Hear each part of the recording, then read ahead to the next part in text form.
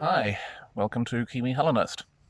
My name's Dr. Peter Gainsford, and this is part 2 of a series on the Odyssey of Homer. I'm talking to you today from my daily walk that we're allowed, and our quest to find as much isolation as possible here at the top of a hilltop called the Crow's Nest, about 390 meters above Wellington's Harbour.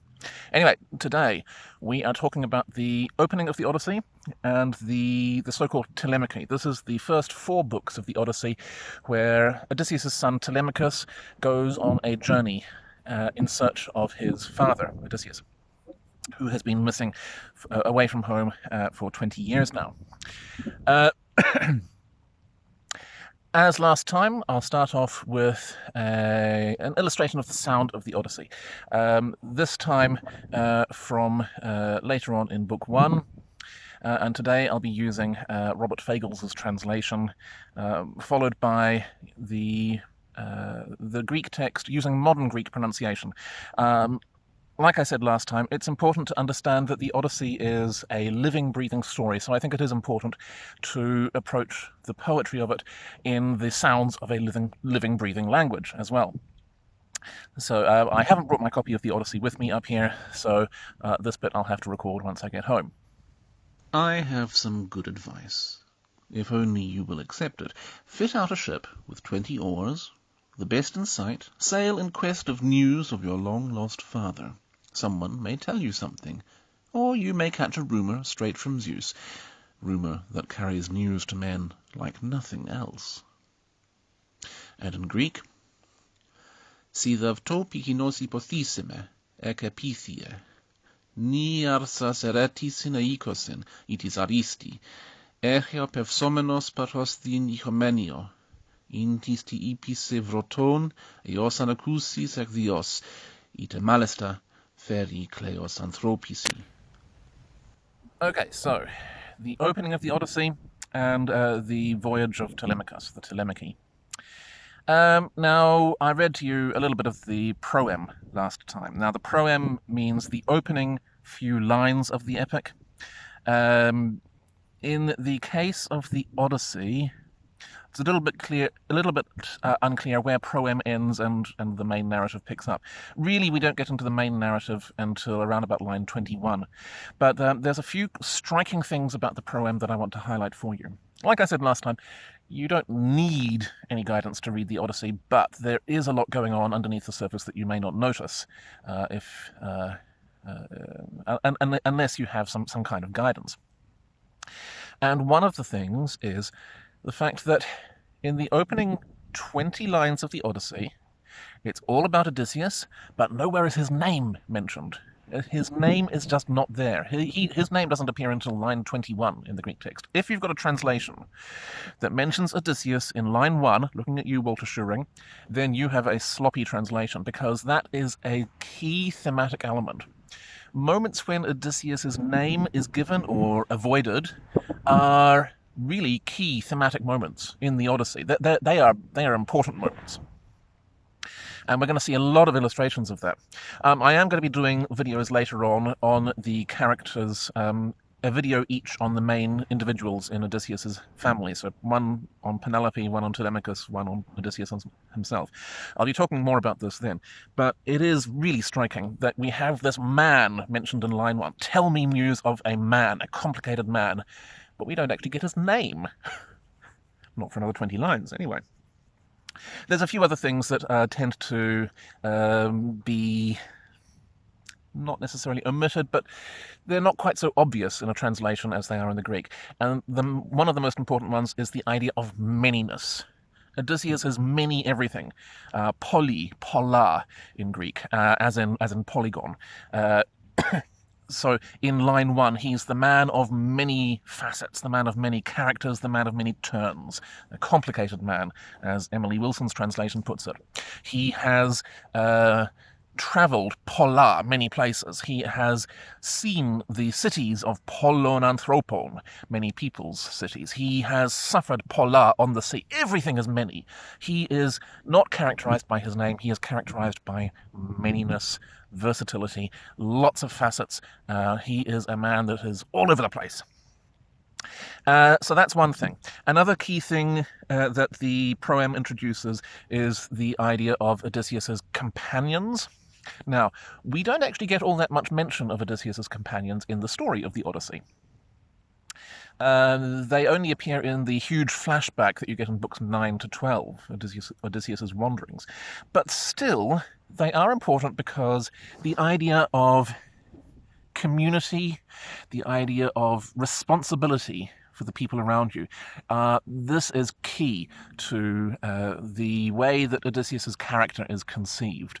He is responsible for his companions, and yet they themselves are somehow responsible for their own deaths, for the fact that they don't get home.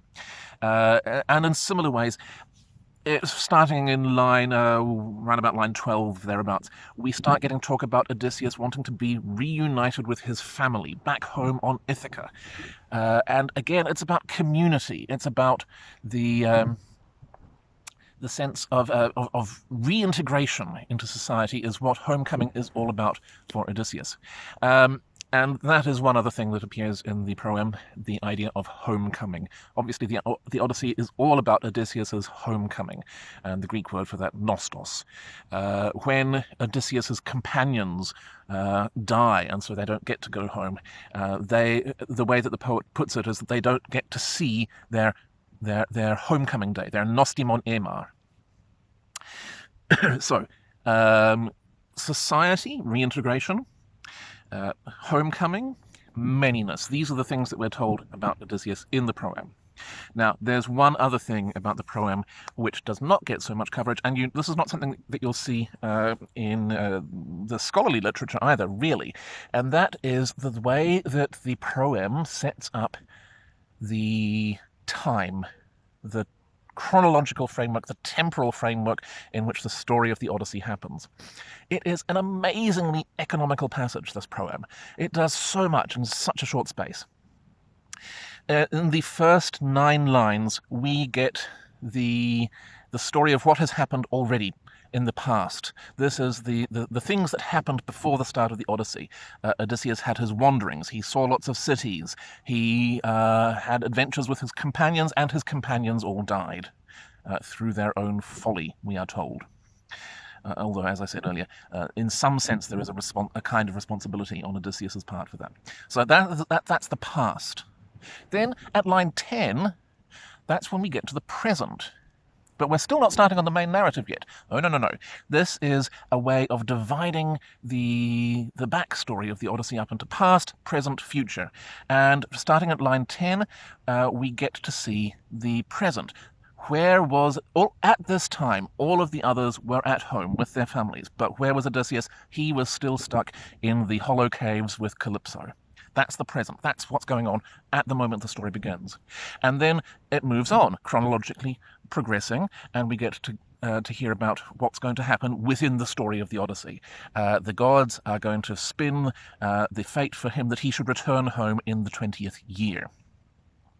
And so that takes us into the main narrative of the Odyssey. We're going from past to right at the start of the Odyssey, then during the Odyssey, and then we get a little taste of what's going to happen in the future as well.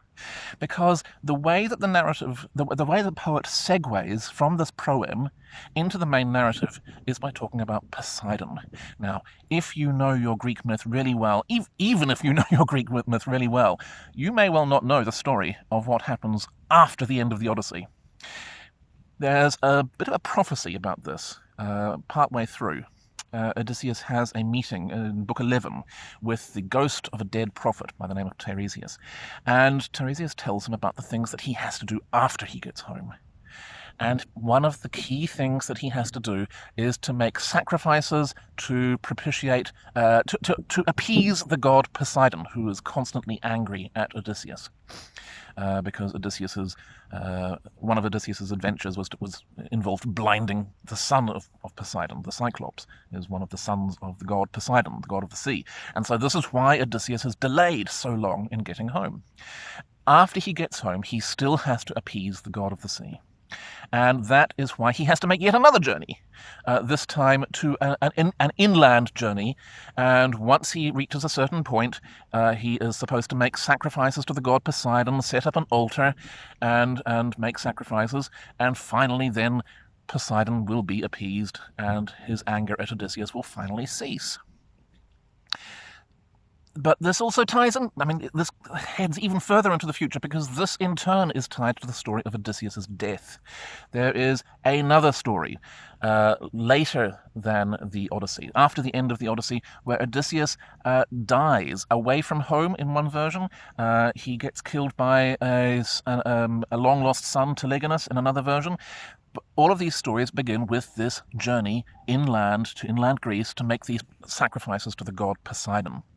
And so when you have Poseidon named, at the moment when we transition from the present of what happens in the Odyssey, and then in line 21, we finally get this, there's this mention of Poseidon and how he's still angry at Odysseus. He is constantly angry at Odysseus, we're told, forever.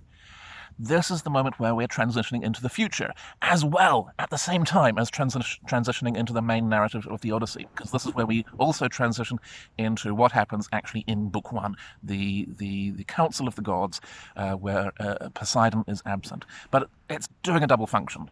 This little segue is doing so much. It's hinting at the future beyond the end of the Odyssey, at Odysseus' death long in the future, and at the same time, it is transitioning into the main narrative, as I said. So this is just in 21 lines. This is the first 21 lines of the Odyssey. They are doing so much work. There is so much going on there. Now, past, present, future. We've got this chronological framework. While I'm on the subject of time, why don't I talk to you a little bit about time in the Odyssey?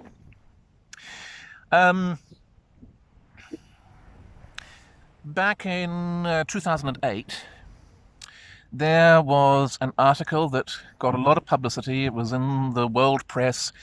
Two astronomers by the names of Marcelo Magnasco and Konstantinos Maikouzis. They published an article arguing that various astronomical references throughout the Odyssey enable them to pinpoint the date when the Odyssey is supposed to have happened. And this happens to coincide perfectly with a darkening of the sky that happens on the day of Odysseus' homecoming, and this supposedly ties in with a passage in Book 21, Odyssey Book 21, where there's a visiting seer by the name of Theoclymenus, and he seems to see the sky darken. The sun has perished from the sky, he says. And supposedly, these astronomers argued, this reflects a solar eclipse that happened on such and such a date. I forget the precise date off the top of my head. I'll put it in a caption on screen. And so this is one argument that makes heavy use of the idea of time in the Odyssey. I want to highlight, while I'm here, just how artificial a sense of time the Odyssey narrator has.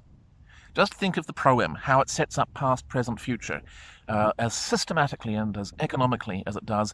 And I think you'll see that the way that time is conceived in the Odyssey is really artificial. It is... It's not something that is designed to... this is not simply a reflection of a reality. This is something that is being designed through and through.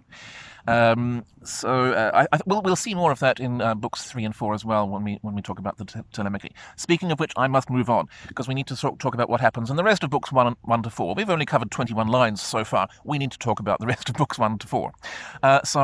Just quickly, book 1, the goddess Athena makes a pronouncement at the Council of the Gods that she wants to see Odysseus' homecoming. So she takes herself off to Ithaca, Odysseus' home. She's disguised as a mortal, a trader by the name of Mentes, and she visits Odysseus' house. And there she meets his son, Telemachus. And Telemachus welcomes Mentes, as he thinks, into the house, and they have a long conversation. We get to find out that Odysseus' household is plagued by an army of men from the local islands who are there, all of them wanting to marry Odysseus' wife, Penelope. The mist is drawing in. I'd better hurry up before we get rained on. There's an army of suitors wanting to marry Penelope, Odysseus' wife, because he's been away for that long. And poor Telemachus, he hasn't been able to do anything about this. He's been too young. And even now, when he's finally reached adulthood, there's only one of him against 108 suitors, who are a pretty barbarous lot. They're violating the laws of hospitality. They're not good people, and they've really outstayed their welcome, and they're just making trouble. So there's basically nothing he can do. So Athena, or rather Mentes, gives Telemachus this advice that he should go off on a journey to Sparta and to Pylos and see if he can find out any news of his father and find out what's going on. Where is he? When is he coming home? And this is essentially what happens. What we get to see throughout books 1 to 4 is the character of Telemachus, as it is. I'll be talking about, like I said earlier, I'll be talking about character in devoted videos. There'll be a whole video devoted to Telemachus, so I won't talk about that so much. I'd better actually try and draw to a close here. What we get is that Telemachus does go off first to Pylos, where he meets a great hero of the Trojan War, Nestor. Then he moves on to Sparta, and there he meets another great hero of the Trojan War, Menelaus, and who is now reunited with his wife Helen, the Helen. And we get to see Telemachus engaging in discourse with these great heroes. We get to see how he is ready to join the adult world of how heroes talk to each other, and he knows how to talk to heroes. He knows what it's all about. We get to see him in action, acting as a fully integrated member of society, as an adult, basically. This is Telemachus as an adult. Also, rather importantly, in these 2 episodes, with Nestor and Pylos, and with Menelaus and Helen in Sparta, we also get to see kind of a tableau of what a happy household ought to look like, because that is not Odysseus' household. Odysseus' household is in ruins because Odysseus has been away for 20 years, because the suitors are plaguing the household and eating him out of house and home. And because there are enemies literally within the door, inside the threshold, and Telemachus can't do anything about this. So Odysseus' household, his family, is in a terrible position, and it looks as though Telemachus isn't even going to get his inheritance. He's not going to have a property to pass on to his children when he finally has children. So this is a complete disaster. This is not just a household being invaded. It's not just bad guys inside the threshold. There may not be any household to carry on. There may not be a family line to continue after Odysseus. Telemachus may be the end of the line for Odysseus' genealogy, and that would be a terrible thing. So when we get to see Menelaus' house and Nestor's house, what we get to see is tableaus of what a happy family, a happy, successful family ought to look like. A family with prospects of continuity into the next generation. And in fact, right at the start of Book 3, when Telemachus arrives at Pylos, that is exactly what we get to see. It's not just a happy family. We actually get to see... Sorry, Book 4, Menelaus' house. I'm getting confused. Let me start over. Book 3, Telemachus arrives at Pylos, and he gets to see Nestor's whole family gathered for a feast. So this happy families.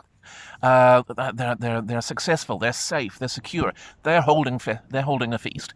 They're holding sacrifices to the gods. Everything is going right for them. Then we get to Menelaus' house in Sparta, and what does Telemachus see there? Wedding preparations for the wedding of Menelaus and Helen's daughter Hermione, who's going to be married to Neoptolemus, the son of Achilles. This is not just a happy household. We're actually getting to see continuity into the next generation. So this idea of continuity, inheritance, that are so lacking in Odysseus's house, they are absolutely central to what we get to see with Menelaus and with Nestor. And one last thing that I'll touch on is that between them, Menelaus and Nestor, other way around, Nestor and Menelaus, tell the story of another unsuccessful household. Well, it starts out unsuccessful, but then it becomes successful. And this is another family, the family of Agamemnon. He was the leader of the Greek forces at Troy. Now he, if you know your myth, he had a truly atrocious homecoming. He comes home, turns out that his wife, Clytemnestra, has been having an affair with a distant cousin, Aegisthus, and as soon as Agamemnon gets home, bang, they kill him. And that's the end of Agamemnon. Miserable homecoming. This is not how you want your homecoming to turn out. There are some not so subtle hints to Odysseus along these lines as he makes his way home. You do not want to end up like Agamemnon. Make sure that your wife is faithful before you trust her. Is something that he's being often told. But between them, Nestor and Menelaus give us the full backstory of Agamemnon. They tell us the story of how when Menelaus and Agamemnon, the two brothers, were leaving Troy, they had this argument, they got separated, there's a storm. Agamemnon gets home, and Menelaus gets blown off course, but Agamemnon gets home. There's Clytemnestra and Aegisthus waiting for him, and they kill him, or rather Aegisthus kills him. I know in the play it's Clytemnestra that does the killing, but here we're not told that.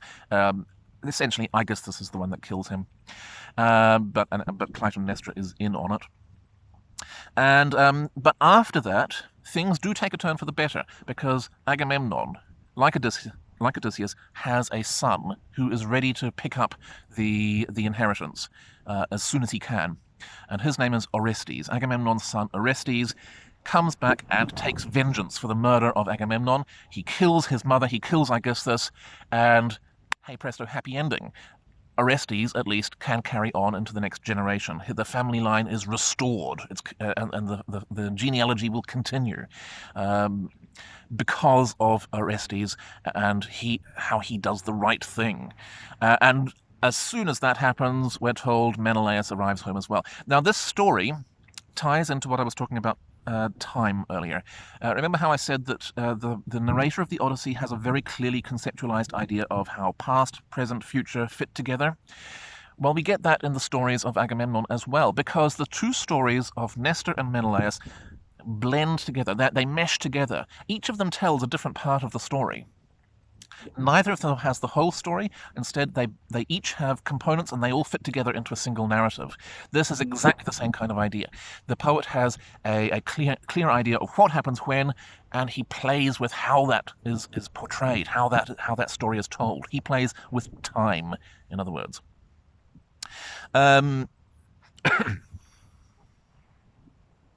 Yeah, I did mention Agamemnon's family is a key model for how Odysseus's homecoming shouldn't turn out. But Orestes is a model for how Telemachus ought to behave. And we're actually told that back in Book 1 as well.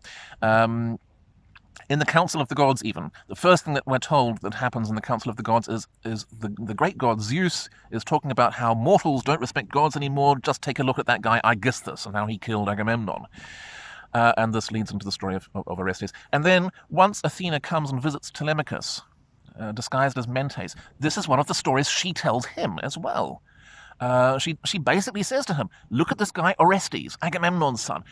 You be like that, be like Orestes. And Telemachus takes this to heart. So, there's a lot going on here. I did say that I would come back with dedicated videos on Penelope, Telemachus, and Odysseus. That will still to come. But for now, we've got a whole bunch of things going on in the proem, with time, the way that the story is fitting together, Odysseus's manyness. We'll come back to talk about occasions when Odysseus' name is mentioned or avoided. And there's this model of Agamemnon's family as a paradigm for Odysseus's family. The idea that this is not how you want your homecoming to turn out, but this is how you want your son to conduct himself. And we get to see Telemachus starting to behave in this way basically as a grown-up, as someone who can fit into heroic society, and that's what we get in the Telemachy. So next time, I don't know offhand what I'm going to be talking about in the next video. I'll put a caption on the screen so you know right now. I look forward to seeing you back, and I hope you are enjoying reading the Odyssey. Get a move on.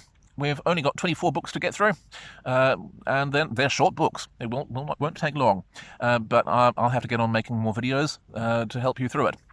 See you next time. Thank you for listening, and I look forward to seeing you again in the near future. Bye for now.